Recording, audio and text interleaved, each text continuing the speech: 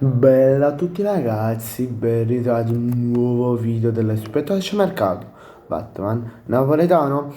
Come state? Spero tutto bene. In questo video andremo diciamo, a confrontare due allenatori che hanno fatto la storia del calcio italiano, ma anche la storia del calcio europeo, cioè Antonio Conte e Carlo Ancelotti. Andiamo a vedere i moduli più usati, il tipo di, il tipo di libertà che vanno a dare i giocatori. Questo, vabbè, io direi di iniziare con Carlo Ancelotti. Tra l'altro hanno allenato tutte e due il Napoli. Carlo Ancelotti, prima della Coppa Italia, andata a Napoli, quindi tipo verso il 2017, 18, 18, 19 più o meno. Poi vabbè, Antonio Conte dall'anno scorso. Allora, Carlo Ancelotti ha usato tre moduli in tutta la sua carriera e li usa ancora in nazionale brasiliana, che sono 4-3-3, 4-4-2 e 4-2, 4-2-3-1, che sono i moduli che ha usato di più nella sua carriera. I principi tattici di Carlo Ancelotti sono la grande libertà offensiva di a livello offensivo, un equilibrio del pressing ossessivo, non proprio un pressing ossessivo dell'avversario, ma un po' più equilibrato, un po' più normale. Poi un punto di forza, i punti di forza che ha Carlo Ancelotti sono la gestione dei momenti di partita.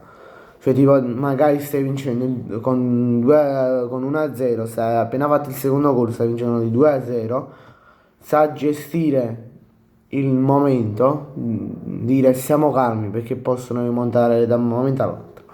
È una delle cose che le ha fatto vincere di diversi trofei con Real.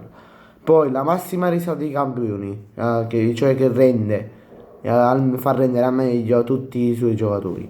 Poi le idee per le competizioni europee, cioè che dà valore molto alle competizioni europee. Se vedete che guardo laterale, un po' laterale, perché sto col computer avanti con tutti i punti, tutte le statistiche dei due allenatori. Poi i limiti di Carlo Ancelotti sono che può soffrire molto le squadre intense. Esempio, il Real Madrid lascia l'iniziativa diciamo di essere tra virgolette debole e tipo inizia a prendere gol magari e poi diciamo inizia male e poi inizia a far bene e colpisce con transizioni rapide. Magari sta perdendo 2-0, hanno fatto il primo gol, hanno fatto il secondo gol, hanno recuperato. Capi? Questo voglio dire. Ora passiamo ad Antonio Conte. I moduli più usati sono 3-5-2, 3-4 e 3-4-3 e tuttora sta usando anche a Napoli, prima dei vari infortuni dall'anno scorso, sta usando anche il 4-3-3, però tuttora non lo sta usando. È ritornata alla difesa a 3 con il 3-4-3 per i tanti giocatori infortunati. I principi tattici di Antonio Conte sono pressing alto e organizzato, lo vediamo tuttora col Napoli. Le catene laterali fondamentali, cioè i quinti, i bracetti, le ale e tutto. E poi i movimenti codificati delle fasi, di ogni fase, difensiva e offensiva, e le transizioni verticali e veloci.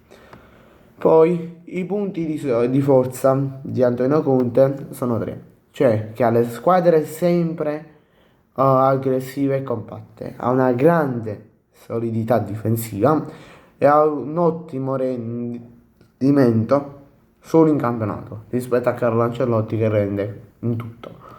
In Supercoppa, in Coppa, in campionato e Champions e competizione europea.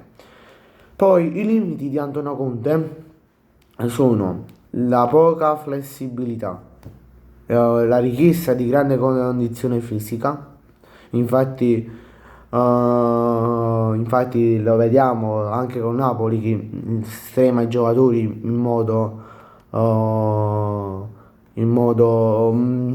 cioè li spreme al 100% come Politano e poi ed è meno efficace a livello di prestazioni in Europa a lungo termine.